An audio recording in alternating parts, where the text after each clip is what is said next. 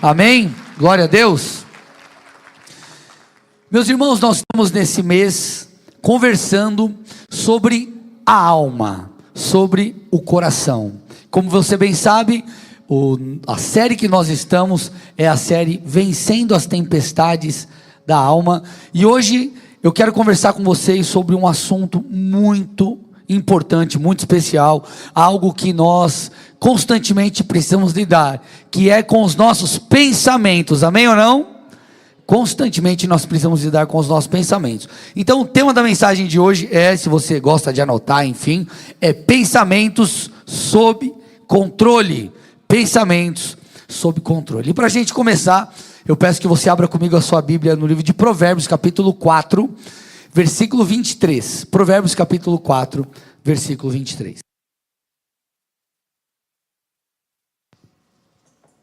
Olha que interessante, esse texto é o texto que tem ditado a nossa série.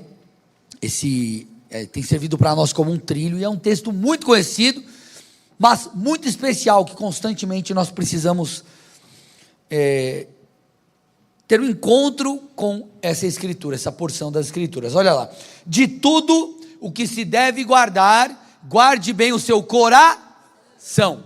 E o texto continua: porque dele procedem as fontes da vida.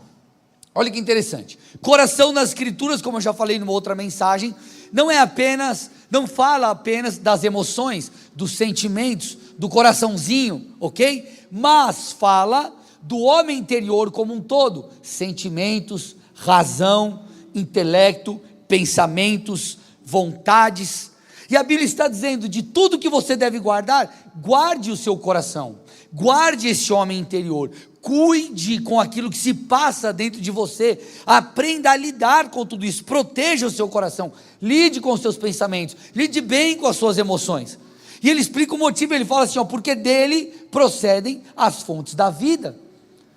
Se você parar para avaliar as fases da sua vida, de uma forma ou de outra, elas estão atreladas àquilo que se passa dentro de você.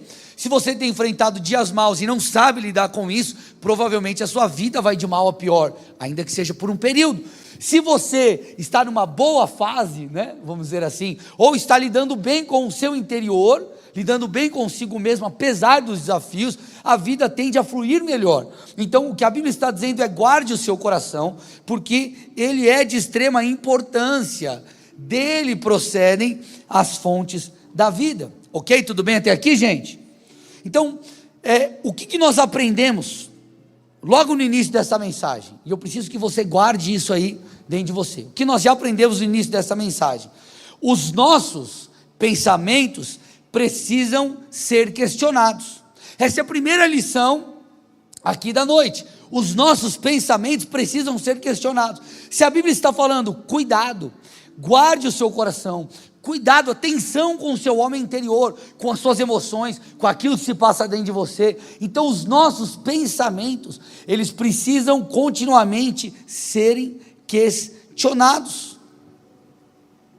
Olha que interessante, o que um outro texto de Provérbios, porque o livro de Provérbios é muito interessante, porque ele é um livro sapiencial. O que significa isso? É um livro de sabedoria. Então, às vezes você vai pegar um capítulo de Provérbios e ele vai trazer diversas máximas ali, diversas pérolas de sabedoria, e nos ensina demais. Mas tem um texto que concorda com isso que nós estamos falando, que é Provérbios 14, 12. Olha que legal essa abordagem aqui. Há caminho que ao ser humano parece direito. Olha lá, parece direito. Ele não está falando que é, ele está falando parece. Mas ele conclui na parte B aqui do versículo: mas o fim dele é caminho de morte. Então o que ele está dizendo é: cuidado, atenção, porque muitas vezes nós acreditamos que uma certa forma de pensar, de agir, um estilo de vida, uma maneira determinada de lidar com algo, é sabedoria, mas na verdade é insensatez. Parece sabedoria, parece algo bom, mas na verdade não é. Sabe o que esses dois textos mostram para mim e para você? que o nosso julgamento, meus irmãos, pode não ser correto. Você já parou para pensar nisso? Talvez o nosso julgamento, ele não seja correto. O que a Bíblia está dizendo é: aprenda a não confiar em você mesmo. Aprenda a não confiar em você. Existem batalhas ou momentos que o nosso principal inimigo é o diabo. Existem outros que o principal inimigo, aquele que está nos derrotando, são nós mesmos, somos nós mesmos. É a nossa carne, é o nosso julgamento equivocado, são os nossos achismos, é a nossa leitura sobre a vida, sobre circunstâncias, sobre as pessoas. E às vezes, meus irmãos, nós achamos que nós temos a perfeita percepção de tudo, mas muitas vezes a nossa percepção, ela é limitada. Você está comigo aqui? Estamos juntos aqui? Então a Bíblia está falando: cuidado, tome cuidado, não fique preso naquilo que você acha. Nós precisamos de algo mais seguro, e nós vamos entender que algo seguro é esse. Não dá para confiarmos em nós mesmos, gente. Isso é tão sério, que nós olhamos para as Escrituras. Tem um trecho das Escrituras que fala algo que às vezes parece um tanto estranho, mas quando você entende faz muito sentido. Um dos julgamentos, ou da colheita, que Deus dá ao homem que o abandona, é viver segundo as suas próprias vontades. Isso parece uma bênção, mas é uma maldição, irmãos.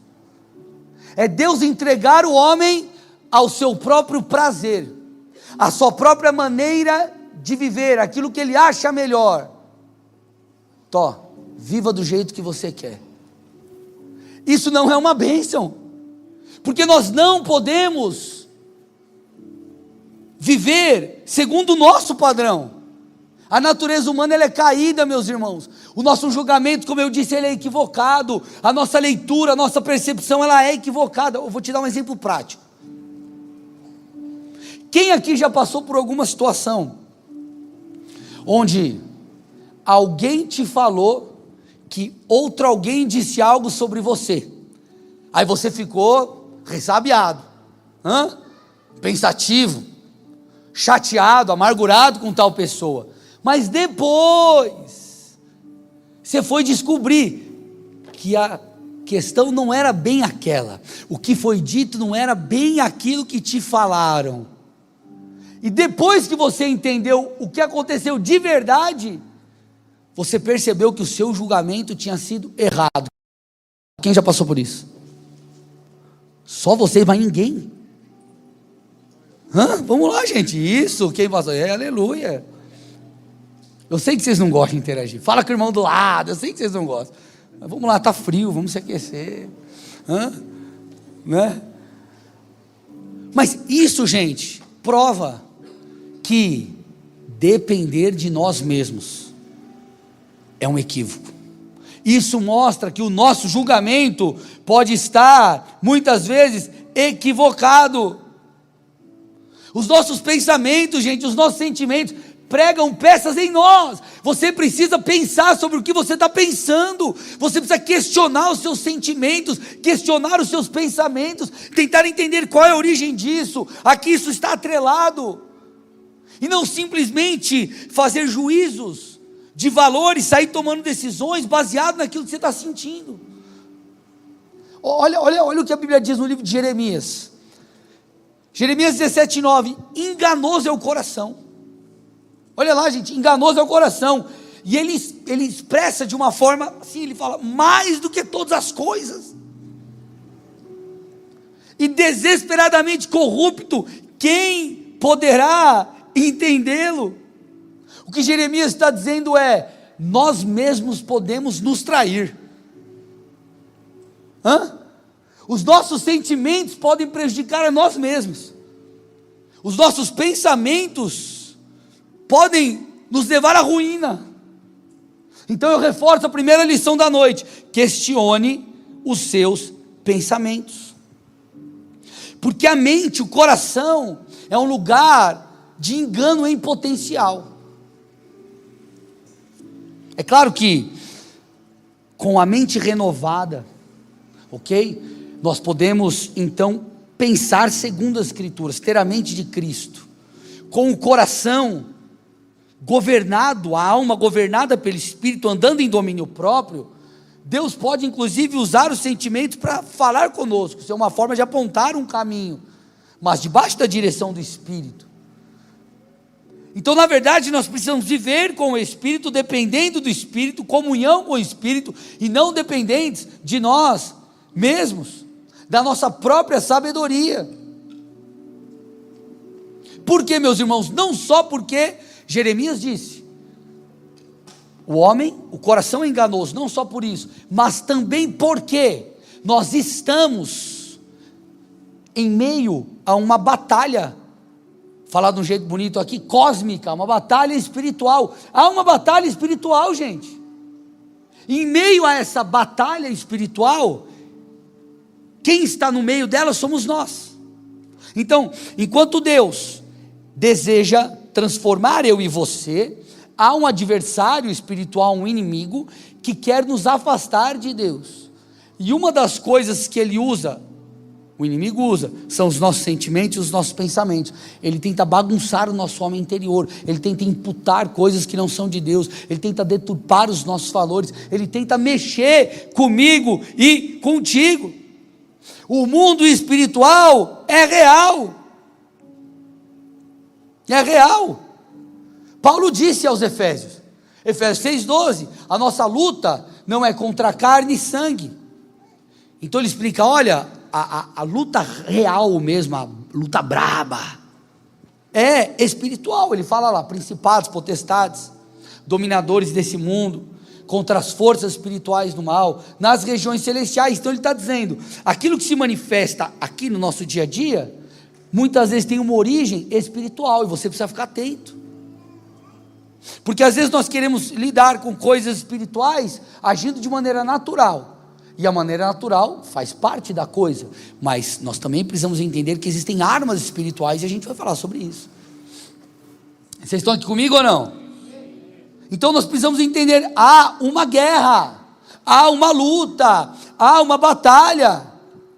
Pastor, entendi que o coração é enganoso, eu entendi que eu preciso questionar os meus pensamentos, eu entendi que se eu depender de mim mesmo, olha, muitas vezes eu vou fazer julgamentos equivocados, eu vou fazer escolhas ruins, eu vou, ter percepções que não são as corretas, e eu entendi que no meio de toda essa questão existe também uma batalha espiritual, existe uma influência também para acabar comigo. Então como eu faço? Como eu luto essa guerra? Como eu mantenho os meus pensamentos sob controle? A Bíblia fala sobre isso. 2 Coríntios 10, 4 e 5, Paulo afirma, as armas da nossa luta, ou da nossa milícia, não são carnais, mas elas são poderosas em Deus. Então ele está trazendo uma boa notícia. Ele diz, essas armas são poderosas para destruir fortalezas, para destruir raciocínios falaciosos, para destruir a arrogância que se levanta contra o conhecimento de Deus, e levamos cativo todo pensamento à obediência de Cristo. Então há uma boa notícia, e a boa notícia é, nós podemos, por mais que o coração seja corrompido e mal, e por mais que nós tenhamos que lidar com a nossa alma constantemente, a luta contra a carne nunca vai acabar, é possível, mediante uma vida no Espírito, mantermos os pensamentos sob controle, andarmos em domínio próprio, seguirmos a direção de Deus, termos e vivermos debaixo do domínio de Cristo, da mente de Cristo. Isso é extremamente necessário, nós precisamos entender essas coisas para aprendermos a guerrear essa guerra, lidar, lutar, questionar os nossos pensamentos, porque sabe como Satanás trabalha, gente, em nossos pensamentos? Ele trabalha através de mentiras, só que a mentira do inimigo, ela não é uma mentira, aquela mentira, você já percebe que é mentira, é toda uma construção, e toda essa dinâmica espiritual que ele vai trabalhando em nossos corações, nosso homem interior, em nossas emoções e mente, o objetivo dele é fazer com que essas mentiras, elas se tornem tão profundas, que sejam criadas em nós, como ele diz no texto aqui, fortalezas. Por que ele usa o termo fortaleza? É uma forma dele tentar explicar que essas mentiras, elas encontram um lugar tão profundo em nós, que funcionam ou passam a agir como estruturas mentais, que resistem ao agir de Deus, que de alguma forma se opõe à vontade de Deus, oferece resistência ao agir de Deus, a nós entendermos a vontade de Deus e vivermos a vontade de Deus, entendermos quem nós somos em Deus, termos a identidade transformada. Então ele vai fixando essas mentiras, elas vão se internalizando dentro de nós, os nossos valores vão sendo distorcidos, a nossa identidade é distorcida, e quando nós paramos para perceber, já foram construídos castelos de engano dentro de nós, e nós estamos morando dentro deles, dentro dessas prisões, e o inimigo está por trás disso, e nós precisamos entender que ele é ardiloso, a maneira que ele age, está muito claro nas escrituras, como o diabo trabalha com engano, gente. Olha o que diz Apocalipse 12:9, o grande dragão, o grande dragão foi lançado fora. Põe na NVI para mim, se tiver aí. O grande dragão foi lançado fora. Ele é a antiga serpente, chamada Diabo ou Satanás. Olha o que diz agora: que engana o mundo todo. Escute, gente, engana o mundo todo. O seu trabalho é enganar. O trabalho, escute, gente, o trabalho do inimigo não é fazer frente a Deus, no sentido de lutar com Deus. Eu de verdade, eu não consigo imaginar uma luta entre Deus e o diabo, como se fosse no ringue lá. Põe no ringue aí, Jesus e o diabo. Aí Jesus levando uns jabs assim, aí Jesus daqui a pouco está sofrendo. Aí você imagina tipo o Rocky Balboa, Jesus apanha. Aí daqui a pouco levanta assim, lembra da esposa dele, da história dele, quem já assistiu o filme aí ele fica forte de novo e vai. Não o Popeye que comeu espinafre. Amém, gente? Jesus é Deus. Estamos falando do Senhor Todo-Poderoso. O inimigo, ele faz frente a mim e a você. Uma das principais formas é por meio do engano. Essa é a sua especialidade. A Bíblia diz que até os escolhidos podem ser enganados pelos seus ardis. Então ele é chamado de enganador, e o seu principal objetivo é confundir, mentir, distorcer a realidade, trabalhando para isso dentro da gente, para que muitas mentiras se pareçam como verdades. Essa estratégia nós vemos em Apocalipse, ok? Apocalipse. Ah, pastor, mas Apocalipse está falando lá do fim. Não, se você volta nas escrituras, você vê no início essa ação do diabo. Na verdade, essa foi a forma que o diabo usou para deturpar todas as coisas, fazendo com que Adão e Eva pecassem. Ele trabalhou com um engano, e é como ele vai trabalhar comigo e contigo. Olha o que diz Gênesis 3, versículos 1-5. A serpente, mais astuta que todos os animais selvagens que Deus tinha feito, disse à mulher, olha como o diabo trabalhou, é verdade que Deus disse, ele está fazendo uma pergunta aqui, não comam do fruto de nenhuma árvore do jardim?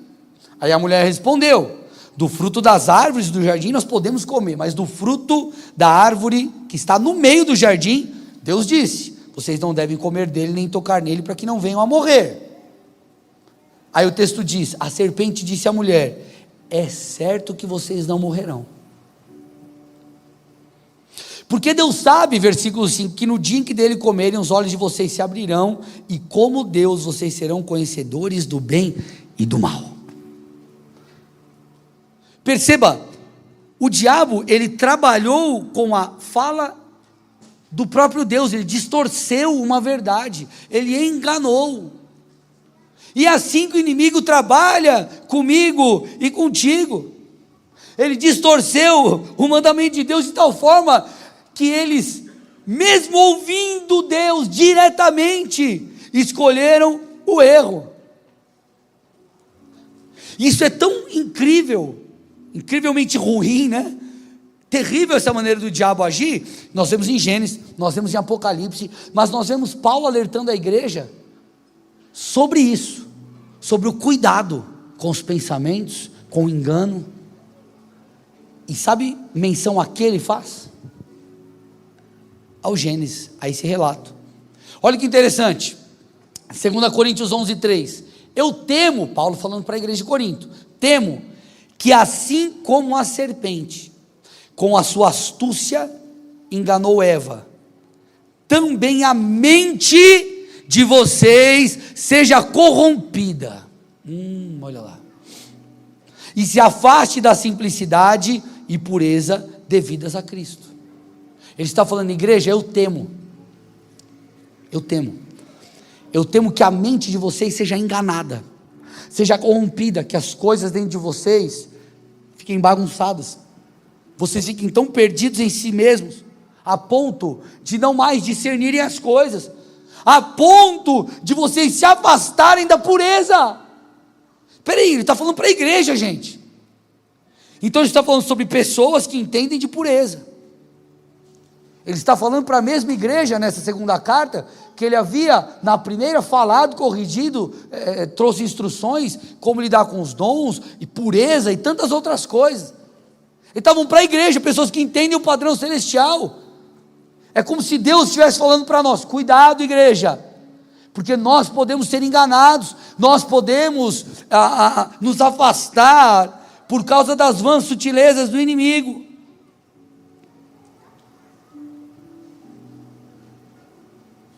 Então ele trabalha de diversas formas para que conceitos bíblicos sejam deturpados, para aquilo que é verdade seja chamado de mentira, aquilo que é puro agora não mais seja puro ou necessário, e ele vai trabalhando, ele vai deturpando, para que eu e você possamos nos afastar do chamado que Deus tem para nós, nos afastar do amor a Cristo. E sabe qual é a principal coisa que ele usa? As nossas experiências, o que nós enfrentamos na vida.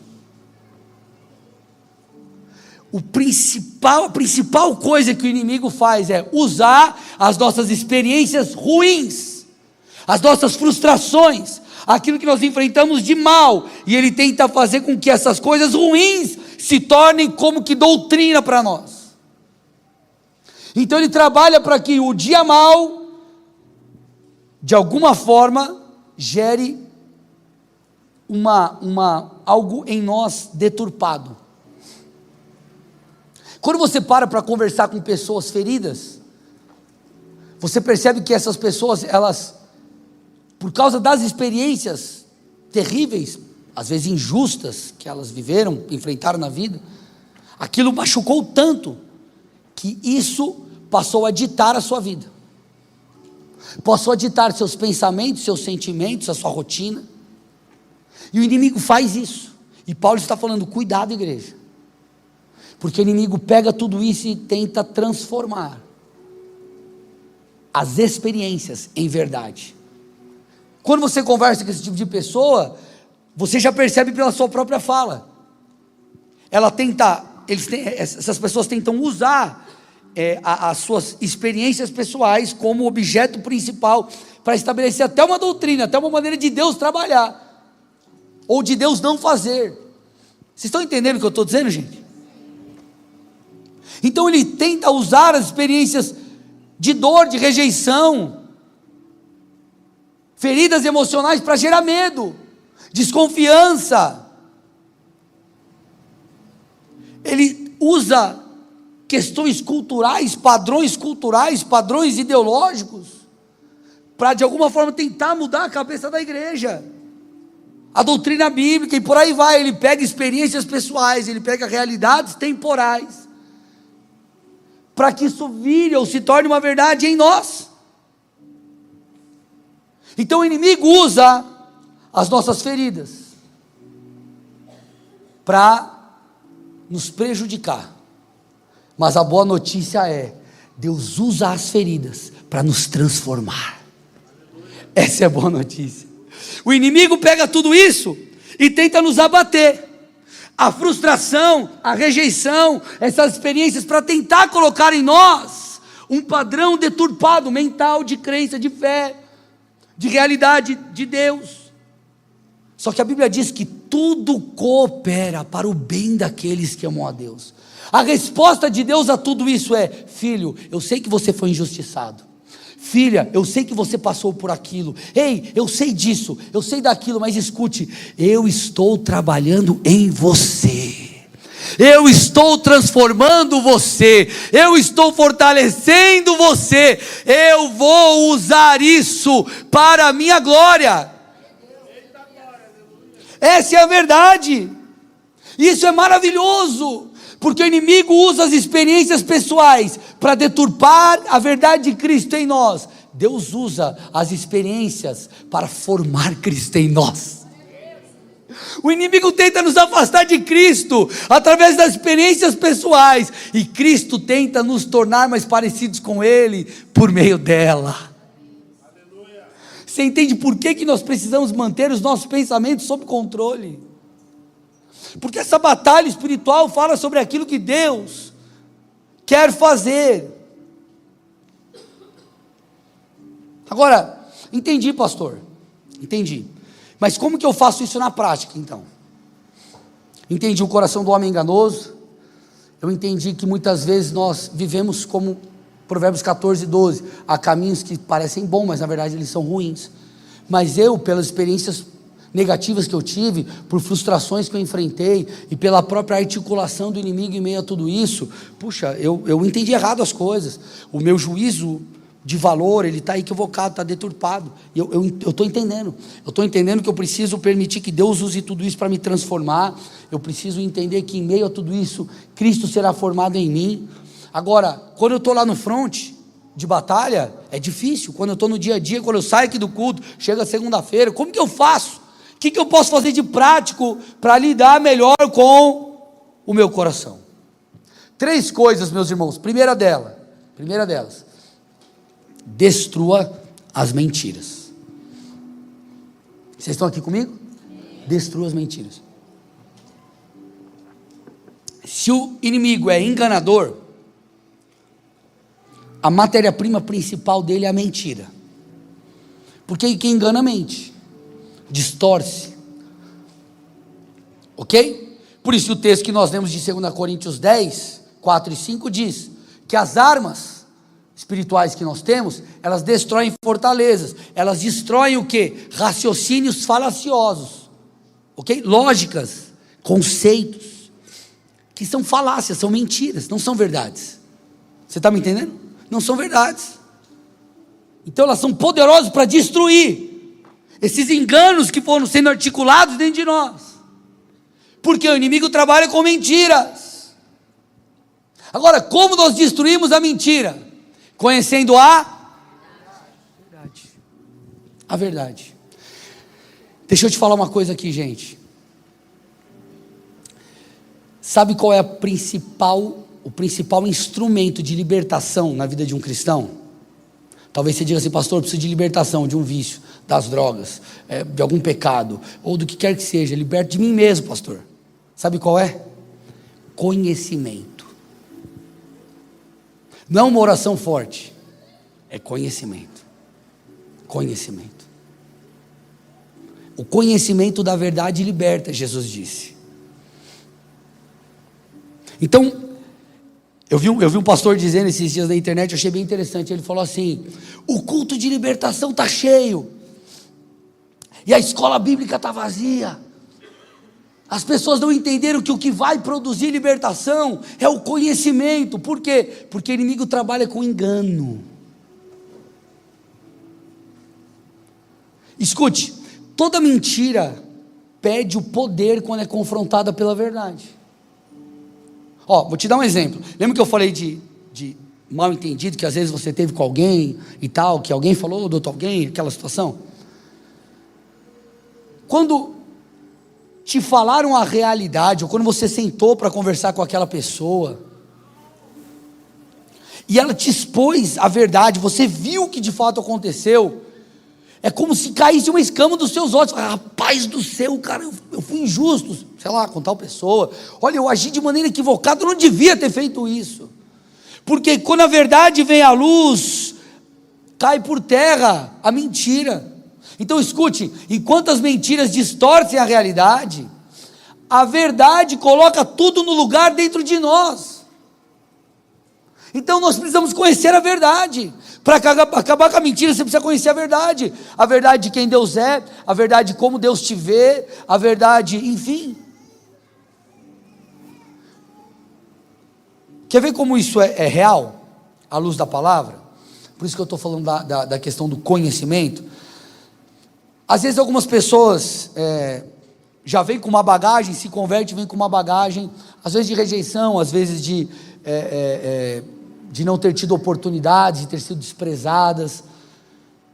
E aí a pessoa talvez vem para Cristo e ela começa a entender que ela tem um chamado de fazer discípulos, de alcançar pessoas. Deus coloca às vezes um ministério, um projeto no coração, e a pessoa fala assim: puxa, mas Deus não vai usar alguém como eu. Olha, eu sou inadequado, eu sou incapaz. E não estou falando que nós não devemos buscar melhorar, isso é um fato, todos nós devemos, é a nossa responsabilidade.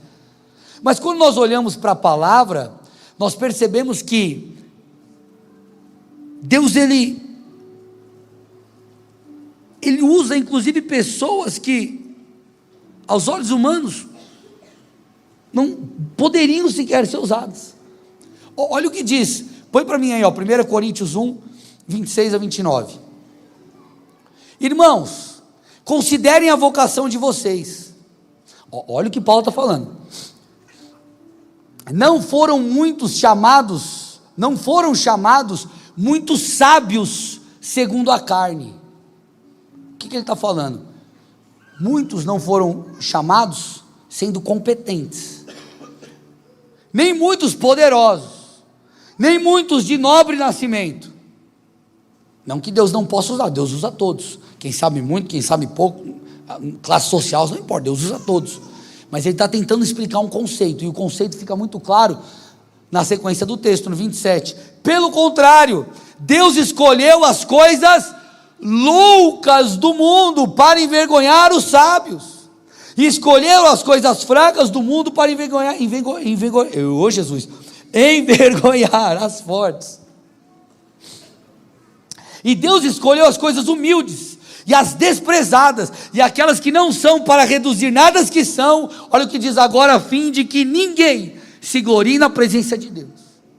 Então você fica preso, não dá, não consigo, não posso, Deus não vai me usar. E Deus está falando: ei, olha aqui, eu sou Deus, eu escolho quem eu quiser, eu chamo quem eu quiser, eu escolho, eu levanto, eu capacito.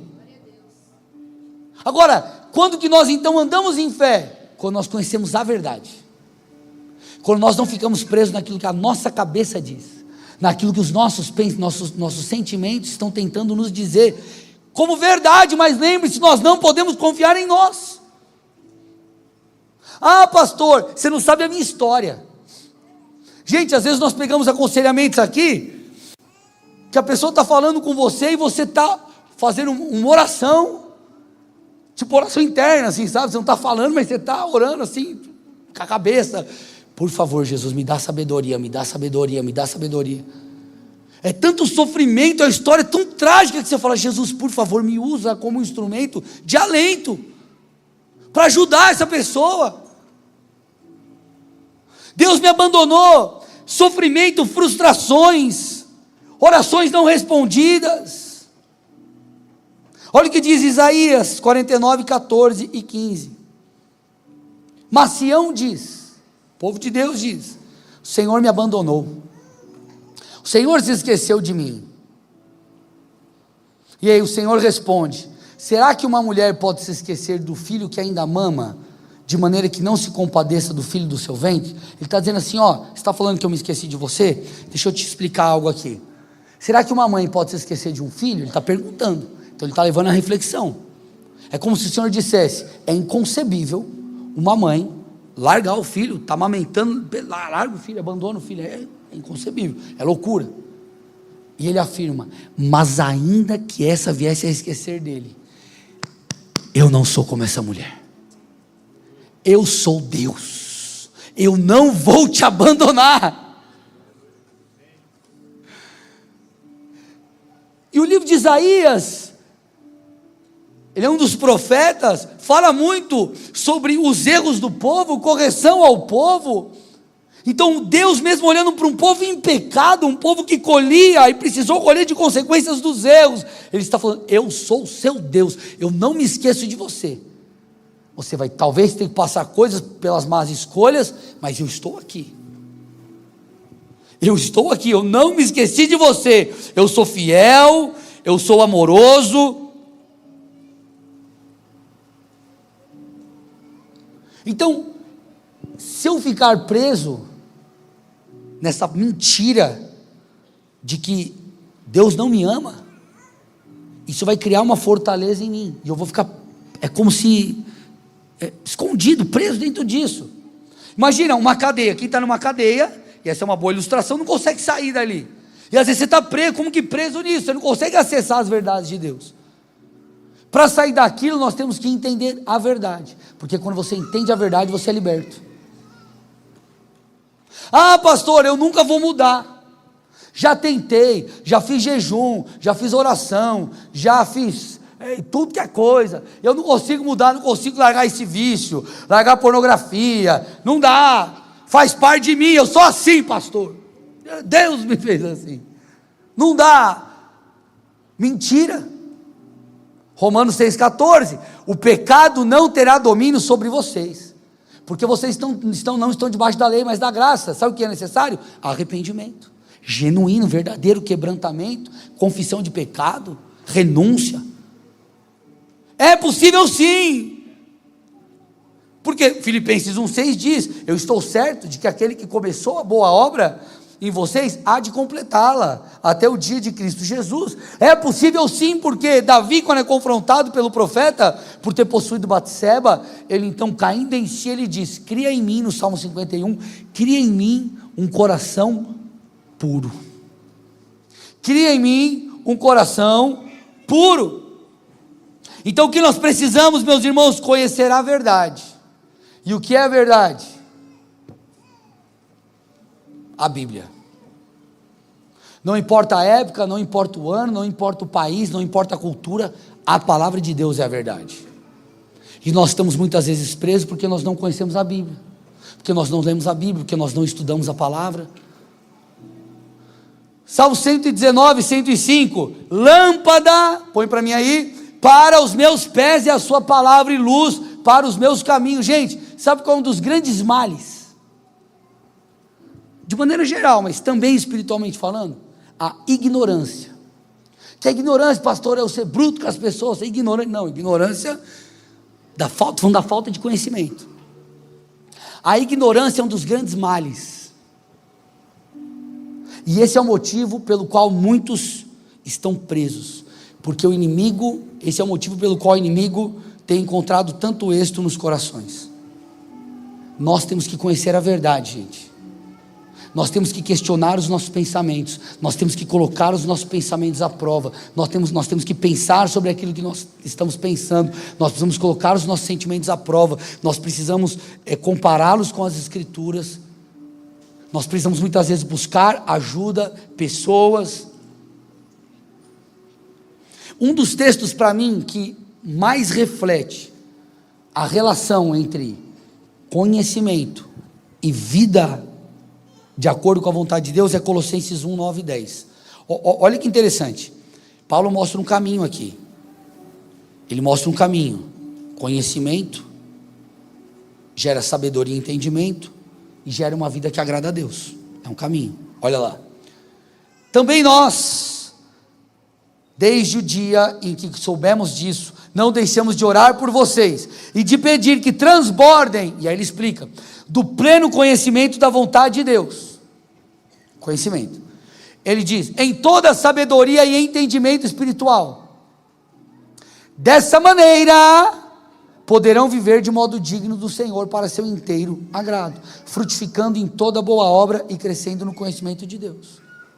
Conhecimento gera entendimento, ou sabedoria. E isso gera o quê? Transformação. Você quer transformação, mas você não quer buscar conhecimento. Logo você não terá entendimento, logo não terá transformação. É impossível. É impossível viver a vontade de Deus sem eu querer conhecer a vontade de Deus. Quanto mais eu conheço sobre Deus, mais eu conheço a palavra, mais substância, substrato eu tenho para lidar com os meus pensamentos, com as minhas emoções. Então essa é a primeira coisa. Eu preciso destruir as mentiras por meio do conhecimento da verdade. Tudo bem ou não? Falta duas aqui. Falta duas. Qual que é a segunda coisa prática para a gente manter os pensamentos sob controle? Põe para mim aí. Faça da verdade de Deus a sua verdade. Faça da verdade de Deus a sua verdade. Olha aqui, ó, presta atenção no que eu vou te falar. De que adianta eu conhecer essa verdade se ela não se tornar a minha verdade? De que adianta um texto aqui ser verdade para Paulo e não ser verdade para mim? De que adianta determinado texto aqui ser uma sabedoria bíblica, mas não pessoal? Nós não seremos transformados enquanto isso aqui não entrar aqui, ó. Enquanto não mudar aqui. Então a verdade de Deus precisa se tornar a minha verdade. Por isso que nós vemos às vezes crentes, você fala, rapaz, você é crente, mas você está seguindo esse caminho, por quê? Porque a pessoa se diz cristã, mas ela não segue a Bíblia. Não faz sentido. Quem está aqui comigo? Estamos juntos? Amém? Olha que interessante que Paulo diz, um famoso texto, mas eu quero te mostrar talvez uma perspectiva que você ainda não viu. Romanos 12, 2, Paulo ele explica, ele diz assim, ó, e não vivam conforme os padrões desse mundo. Paulo vai além, Paulo não está falando só de você ter conhecimento pelo conhecimento, né? Ou ter informação. Ele está falando assim, ó, não vivam conforme os padrões desse mundo, mas deixem que Deus os, qual palavra está usando ali? Gente, vamos lá, me ajuda, prega comigo, Deus os transforma, pela renovação da mente. Então Paulo está dizendo assim, olha, para viver os padrões de Deus, nós precisamos de transformação, e não só informação. A informação é necessária para produzir transformação, mas se a informação não entrar em mim, e eu não for convencido e responder isso, tomar isso para mim, transformação não será produzida. E é muito interessante porque essa palavra transformar, no grego, não fala sobre uma adequação. E aqui, sei lá, essa mesa aqui, ela é preta aqui, agora vamos fazer uns detalhes aqui, deixar ela mais bonitinha, fazer uns desenhos em branco, vamos dar uma ajustadinha. Transformação é algo profundo. Quando a Bíblia fala transforme a mente, está falando de algo, é como mudar de forma. O que Deus está falando ei, você precisa mudar completamente, estruturalmente. Quando você vai no grego e olha essa palavra transforme, em Romanos 12, é metamorfo, é de metamorfose, é transformação. Sabe o que ilustra para nós biblicamente isso muito bem? Essa palavra é usada, sabe aonde? Lá na transfiguração de Jesus. Pastor, não entendi. Vamos lá, Mateus 17, 1 e 2, olha aí. A Bíblia conta que Jesus leva Pedro, Tiago e João a um alto monte. Então eles estavam descobrindo não apenas os ensinos de Jesus, mas quem Jesus era. Jesus era o Messias, era Deus. E aí o texto relata uma experiência profunda. Ele diz assim, Jesus foi transfigurado diante deles. O que significa isso? Jesus, que era como eu e você, uma pessoa, né, cabeludo. E ele diz, aquele que, não sabemos se Jesus era cabeludo, tinha um topete, se ele passava pomada no cabelo, não sabemos como que era Jesus, o tom de pele de Jesus, não sabemos. Só que a Bíblia diz que uma transformação acontece. O seu rosto, põe lá de novo o texto para mim, Mateus 17, o rosto de Jesus resplandece como o sol, Você está olhando para uma pessoa, aí muda tudo, tuf, resplandece. E as roupas se tornam brancas como a luz. Sabe qual palavra é a palavra para transfigurado? Metamorfo, a mesma da transformação que Paulo está falando de mente. O que eu estou tentando te dizer com isso?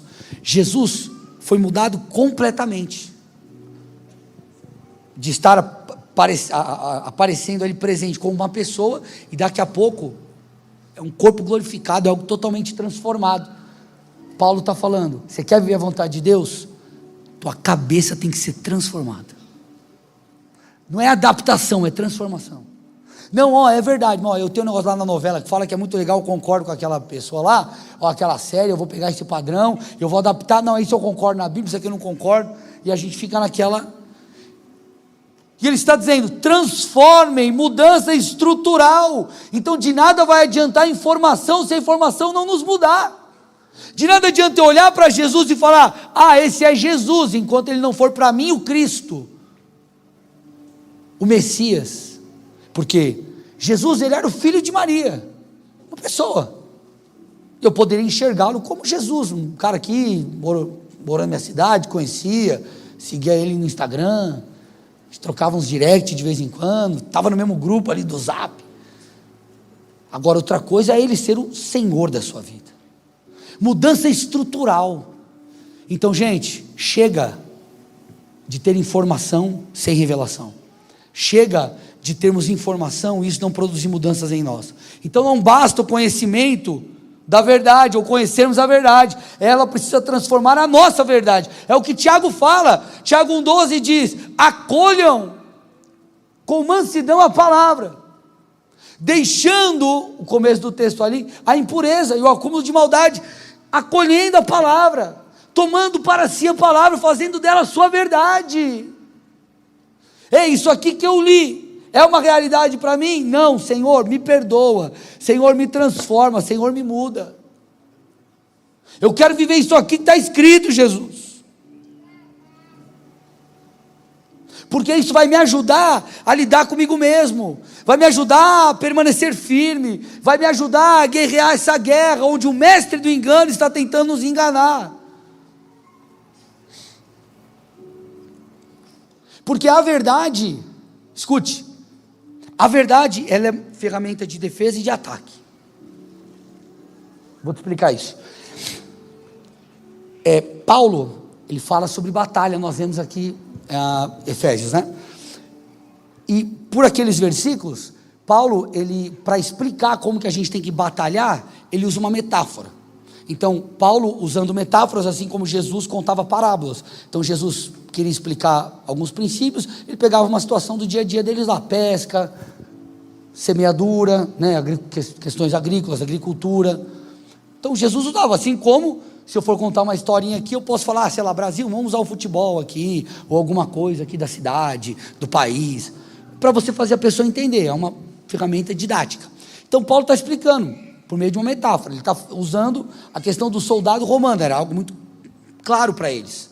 E ele fala, olha, há uma batalha, e nós precisamos nessa batalha, trabalhar com armas espirituais. E ele começa a fazer o paralelo, ele fala, olha, tem o capacete, na armadura tem a espada, tem o escudo, cada uma das ferramentas, e ele explica, olha, o escudo é a fé te protege, e ele vai explicando cada uma das coisas.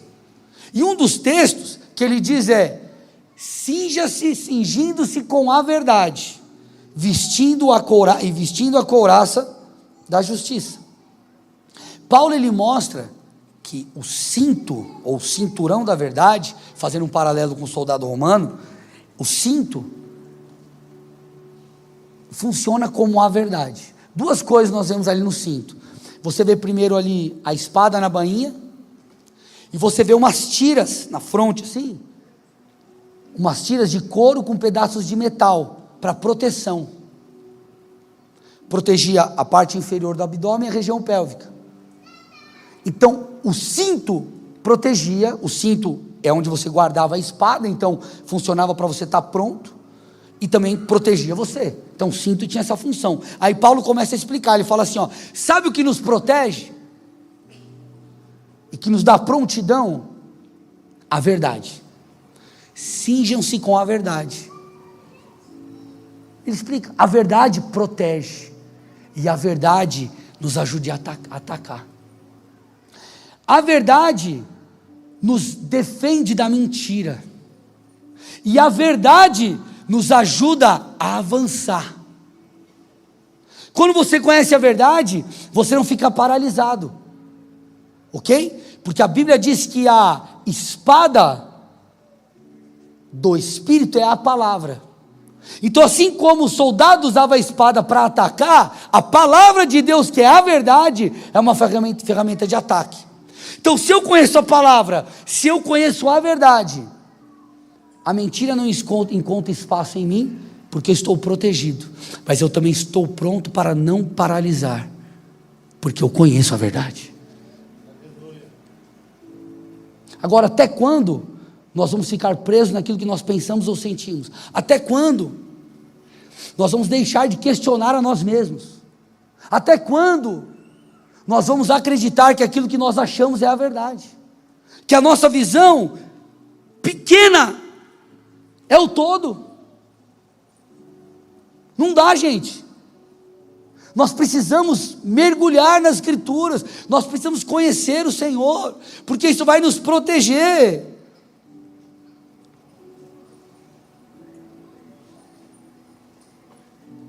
Então a palavra de Deus tem eficácia contra a mentira, porque ela é a verdade.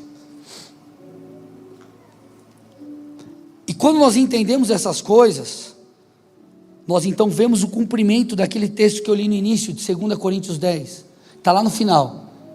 E levamos cativo todo pensamento à obediência de Cristo. É intencional, eu levo, eu escolho. Eu escolho porque eu conheço a verdade, agora eu discerni a verdade. É o que Paulo está falando lá para a igreja de Corinto. Eu temo que vocês sejam levados pela astúcia do inimigo enganador, que ele faça com vocês como ele fez com Eva. Mas agora nós conhecemos a verdade me transformou, então agora eu faço uma escolha, e a minha escolha não é acreditar na mentira, a minha escolha não é mais ficar preso nisso que eu estou sentindo, minha escolha é não mais ficar preso nessas verdades, que antes era uma fortaleza em mim, mas agora não é mais, porque eu estou sendo liberto. Agora tem uma terceira e última coisa, última mas não menos importante: permaneça conectado com Deus. Permaneça conectado com Deus. Deixa eu te falar uma coisa, eu acabei de falar para vocês aqui, nós fazemos uma escolha, nós escolhemos ficar com a verdade, não com a mentira. Isso fala da nossa responsabilidade, de lutar contra a nossa carne e nos submetermos ao Espírito, mas a grande verdade é que não podemos produzir essa transformação e esse domínio próprio por nós, não dá para vivermos uma vida onde os nossos pensamentos estão sob controle e a nossa alma não governa, sem uma vida no Espírito. A Bíblia não fala de uma vida na carne, uma vida neutra e uma vida no Espírito. Se você não quer viver segundo as obras da carne, não dá para você ser neutro. Na verdade, a antítese da obra da carne é a vida no Espírito, o fruto no Espírito. A falta do fruto do Espírito gera a obra da carne. Eu não tenho vida com Deus, não tem como você ser neutro, irmão. Não existe neutralidade no mundo espiritual. Ou você crê em Cristo ou você não crê, ou você serve a Ele ou você não serve. Vocês estão aqui comigo ou não? Então é impossível, quando você para avaliar a vida de um cristão, que ele está em queda espiritual, fraquejando na fé, ou até aqueles que já se apostataram da fé, você vai perceber que ele não tem mais vida com Deus, ou está assim, ladeira abaixo, porque é impossível eu estar em Cristo. E quando eu falo estar em Cristo, eu estou falando de uma dinâmica contínua, buscar a Deus, ler a Bíblia, orar, congregar. É impossível eu viver assim, de maneira genuína, tá? E eu não ser transformado. Eu posso sofrer, eu posso chorar, eu posso estar enfrentando momentos terríveis, mas eu verei o cuidado de Deus. a transformação de Deus, o Senhor produzindo os frutos em mim. Lembra que eu falei? Satanás usa as experiências para nos afastar de Deus. Deus usa as experiências pessoais para formar Cristo em nós. Então nós precisamos cultivar uma vida com Deus, porque está claro em Gálatas, o fruto do Espírito, põe para mim aí Gálatas 5, amor, bondade, benignidade. Você acha que a gente consegue longanimidade, ser assim? Não é porque você é bonzinho nem eu, é porque é fruto do Espírito. O que é fruto? Fruto é o que dá naturalmente. Tem lá a plantinha, a árvorezinha, ela está sendo bem cuidada, podadinha, bonitinha. O fruto ele acontece quando nós seguimos a Cristo de todo o coração. Cristo gera o fruto em nós, o Espírito gera o fruto em nós. Os ramos estão conectados à videira, que é Cristo.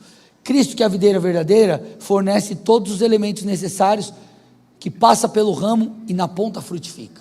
Os ramos somos nós, João 15 diz. Cristo é a videira. O fruto é a consequência de nós estarmos conectados em Cristo. Mas se você tira o ramo da videira, ele seca e não presta para nada, o texto diz. E como diz um dos versículos, sem ele nada podemos fazer. Então qual é a resposta ou a parte prática para mantermos os pensamentos sob controle? Vida no Espírito. Por isso que Paulo diz em Efésios 5,18, não se embriaguem com vinho que leva à libertinagem. Ele está dizendo, não viva uma vida na carne, porque o resultado é perversão. Agora, se vocês se encher do Espírito, vocês darão o fruto do Espírito. Aqueles que se inclinam para as coisas da carne, colhem do fruto da carne. Aqueles que se inclinam para as coisas do Espírito, viverão uma vida no Espírito. Isso é claro nas Escrituras. Escute isso aqui, ó. Nós não podemos controlar os nossos pensamentos apenas com força de vontade. É impossível. É impossível você dominar a sua carne por você mesmo. Não, vou fazer aqui um pensamento positivo, né? Eu vou, numa certa medida, você consegue perceber coisas. Ok, ó, quem está aí fora, né, o cara não tem Jesus, mas se ele fizer uso de talvez ferramentas que a psicologia traz e tantas coisas, ele vai conseguir lidar melhor consigo mesmo. Mas quando nós falamos da vontade de Deus, de ver Cristo em nós, de aprendermos a lidar com essa batalha espiritual, é impossível sem o Espírito. Não dá, não dá. Então nós precisamos voltar para o lugar de intimidade.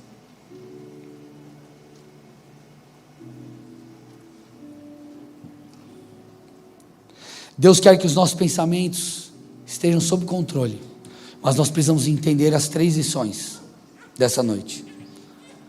Destruir as mentiras através do conhecimento da verdade. Ponto. Verdade de Deus, verdade do Senhor quanto a princípios, quanto a quem você é, quanto a quem Ele é. Segunda coisa, aceitar as verdades de Deus como nossa. Eu não devo, melhor dizendo, ficar apenas com informação. Precisa se tornar uma revelação, uma realidade em mim. E terceira coisa, não dá para viver tudo isso sem Deus. Não dá para viver isso sem você colocar Deus no seu dia, priorizar Deus no seu dia. Sem você ler a sua Bíblia, sem você orar, sem você buscar, sem você congregar. Não dá, não dá.